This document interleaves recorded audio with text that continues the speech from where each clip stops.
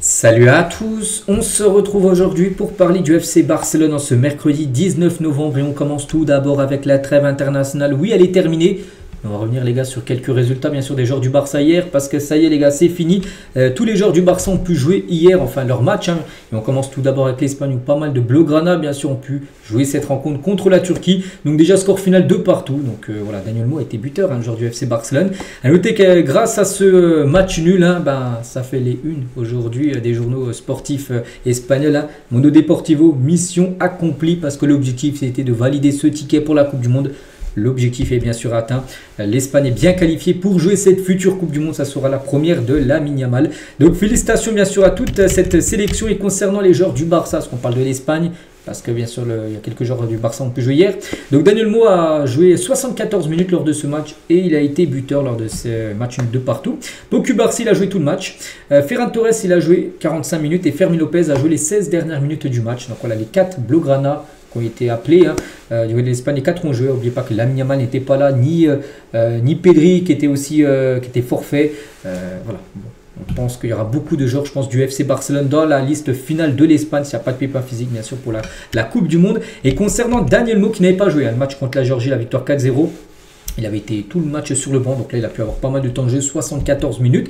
Et regardez ses stats de près, donc un but, 3 tirs, 2 passes clés, 45 passes et 2 récupérations de balles. Voilà, vraiment un bon match de la part du jeune Dani Olmo. Et Dani Olmo, c'était son 46e match avec l'Espagne et si on fait le point, c'est pas mal. Donc 12 buts, 10 passes D, voilà pour Dani Olmo. Donc un penalty gagné et 5 tirs contre le poteau. Voilà pour aller sur d'autres stats, on va dire, mais surtout 12 buts, 10 passes D. Donc décisif 22 fois en 46 matchs avec la sélection espagnole.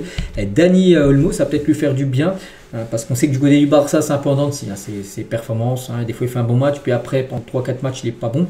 Et on espère vraiment qu'il fasse une série de bons matchs. Il a été bon hier, maintenant à lui d'enchaîner maintenant avec son club du Barça dès ce week-end contre l'équipe de Bilbao. Et Dani Olmo, ce résultat, voilà, ce 2 partout contre la Turquie, il a dit ce résultat est correct car nous sommes qualifiés, mais nous voulions bien sûr gagner. Nous devons célébrer, mais c'est doux amer parce que bon, il y a la qualif quand même, mais il dit qu'il voulait être qualifié avec la victoire. Bon, il y a match nul, bon, plus important pour l'Espagne et bien sûr le billet pour jouer à cette Coupe du Monde. Et Pedri, les gars, qui a regardé le match bien sur la télé, regardez sur son compte Instagram dès la fin du match, dès que l'Espagne était officiellement qualifiée, il a mis 19-07 de 26, c'est quoi? C'est la date de la finale de la Coupe du Monde. Il donne rendez-vous aux Espagnols en gros en postant la date de la finale en disant que l'Espagne sera présent pour la finale de la Coupe du Monde. Bon, déjà ils sont qualifiés. Très loin bien sûr de la finale, mais lui il voit l'Espagne faire une très belle Coupe du Monde, on verra.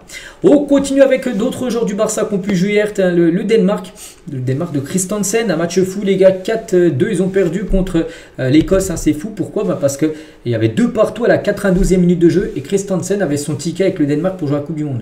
Ils ont pris 2 buts, 93e et 99e minute du match et du coup, ils finissent 2e. Ils devront passer par les barrages. Donc Christensen a délivré une passe D. Alors, des 2 buts marqués de son équipe, il a fait une passe D et a joué tout le match. Mais bon, ils ont pris 4 buts. Surtout, ils ont craqué en toute fin de match face à l'Écosse et du coup, l'Écosse qualifiée directement et du coup, le Danemark de Christensen devra passer par les barrages. Donc les barrages se joueront au mois de mars prochain.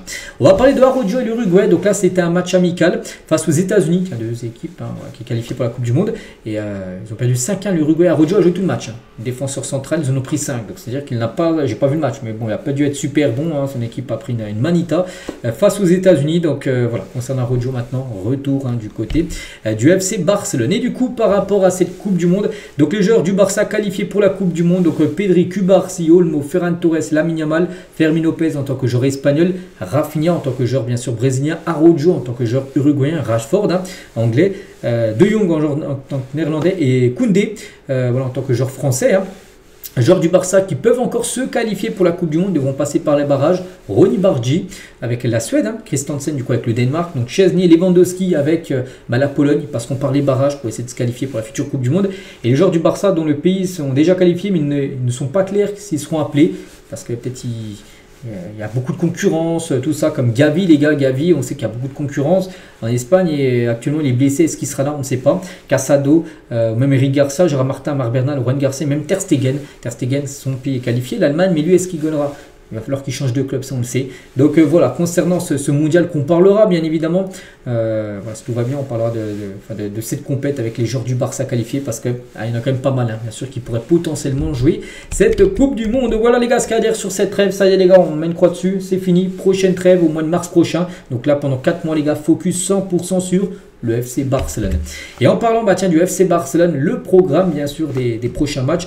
Donc on est le 19, donc c'est simple, le prochain match c'est le 22, J-3, avant il y a un compte à rebours, il y a une semaine de J-10, ça y est les gars, on a J-3, c'est imminent le match hein, contre Bilbao, c'est à 16h15 samedi après-midi, en plus c'est le retour au Camp Nou bien sûr, donc tout le monde attend cette rencontre, mais pas que le stade sera ouvert avec 45 000 places à peu près, et l'objectif maintenant de Barcelone est désormais d'obtenir une autre licence, donc là il y a eu la licence 1B, serait d'obtenir une autre licence, je crois la 1C, ou je ne sais pas comment elle s'appelle, bref, pour monter la capacité, parce que là c'est 45 000 places, ils aimeraient monter la capacité maintenant à 62 000 spectateurs, voilà pour, bon, pas les matchs actuellement, mais d'ici quelques semaines. Hein. Donc après le match contre Osasuna le 13 décembre prochain, le club disposera d'environ un mois pour tout préparer avant le prochain match. Donc voilà, le prochain match après qui se jouera début janvier. Donc après le 13 décembre, donc Osasuna, là, ça se jouera encore à 45 000 supporters à domicile. Et après peut-être en janvier, ça pourrait passer, la jauge pourrait monter à 62 000 supporters. Voilà, donc il y aurait beaucoup plus de supporters parce que bien sûr peut-être une partie du stade pourrait être de nouveau ouverte au public et du coup ça engrangera encore plus de revenus bien sûr vu qu'il y aurait plus de billets vendus.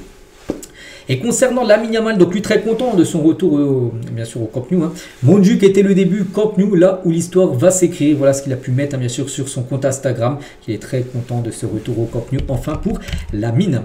Et concernant, on avait parlé aussi hier des matchs de Ligue des Champions. On avait dit, bon pour l'instant la Liga ok, c'est le retour au Camp Nou, mais pour la Ligue des Champions on ne sait pas. Et l'UEFA a approuvé le retour de Barcelone au Camp Nou pour le reste de la Ligue des Champions. D'après Mundo Deportivo, j'ai pas vu encore c'est officiel ou pas, mais d'après voilà ce journal espagnol, les infos fiables, hein, lui disent que normalement ça sera ok, le Barça pourra jouer son prochain match de Ligue des Champions à domicile, donc ça sera Francfort, hein, dans à peu près 3 semaines, donc ça sera normalement comment dire, au Camp Nou. Il n'y aura pas de retour à Montjuïc hein, pour les matchs de Ligue des Champions, tout devrait maintenant se jouer du côté du Camp Nou, les prochaines rencontres hein, du Barça. Voilà. On continue avec cette fois-ci les photos bien sûr de l'entraînement hein, sous le beau soleil actuellement, le ciel bleu hein, du côté de Barcelone, bleu mais il fait froid hein, partout en Europe. Bon bref, voilà, on commence tout d'abord avec Hansi Flick bien sûr, Ter Stegen, donc Ter Stegen est-ce qu'il gaulera encore maintenant? Pas sûr du tout, surtout Juan Garcia devrait bien être dans le groupe. Après on sait que Juan Garcia a été longtemps blessé, c'est quand un joueur est longtemps blessé, c'est rare hein, qu'il soit directement titulaire, mais là c'est le poste de gardien de but. C'est vrai que on ne pense pas que si Ter Stegen commence, il jouera tout le match entier, on verra hein, qu'il sera titulaire, mais Juan Garcia a des chances quand même de démarrer dans le 11. Hein.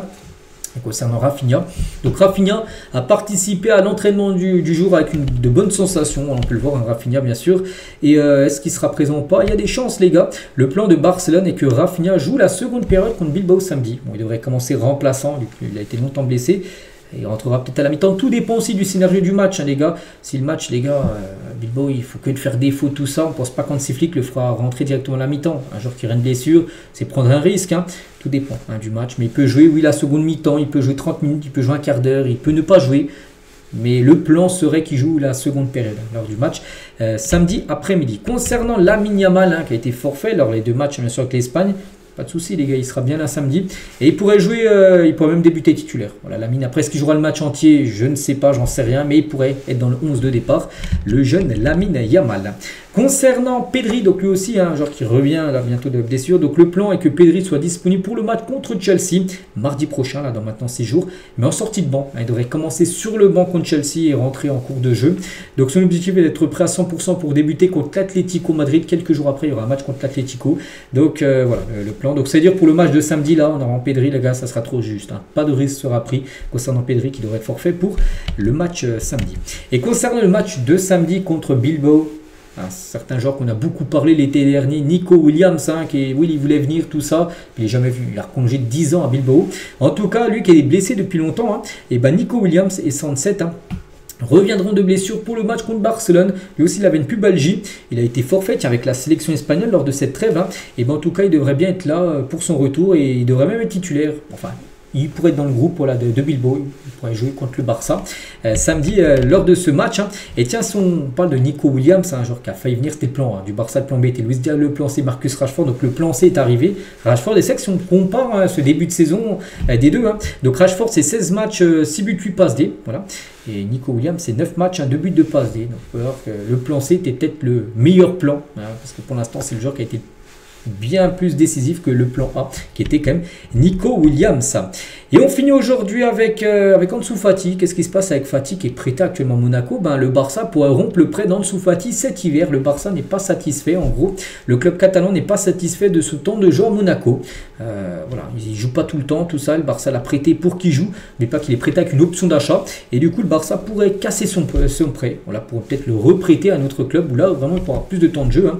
Donc, dans cette première partie de saison, donc le Barça estime que les prêts de Fati, hein, mais aussi de Astralaga, Inaki Pena et Hector Ford ne bénéficient pas assez de temps de jeu espéré. Et c'est vrai qu'il n'y a pas que Fati aussi prêt pour être cassé, il y a aussi Inaki Pena, même Hector Ford, hein, qui sont prêtés, je ne sais plus dans quel club. Hein. Et tiens, en parlant d'Hector Ford, tiens, qui est prêté hein, pour Elche, chercher le club, hein, c'est Elche. Et pour l'instant, c'est seulement 6 matchs joués, seulement 2 fois titulaire, 185 minutes hein, depuis août, les gars, c'est très peu. Hein, 185 minutes, ça fait 2 matchs entiers joués. Hein. Il n'a jamais été appelé 3 matchs d'affilée. Des fois, il n'était même pas dans le groupe. Voilà, donc c'est pour ça que le Barça l'a prêté à Elche pour qu'il joue. Et le problème, il ne joue pas. Voilà.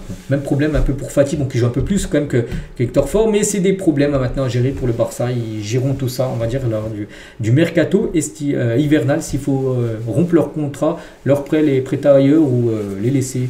Donc tout sera géré là très prochainement. Donc voilà ce qu'il y avait à dire aujourd'hui. J'espère que ça vous a plu. On se retrouve nous demain, bien sûr. Demain on est jeudi, demain on est l'avant-veille hein, du match contre Bilbao. Il y a encore plein d'autres choses à dire, on a pas mal parlé aujourd'hui, on en reparlera encore beaucoup demain. Allez, je vous laisse, bonne journée à vous et à demain.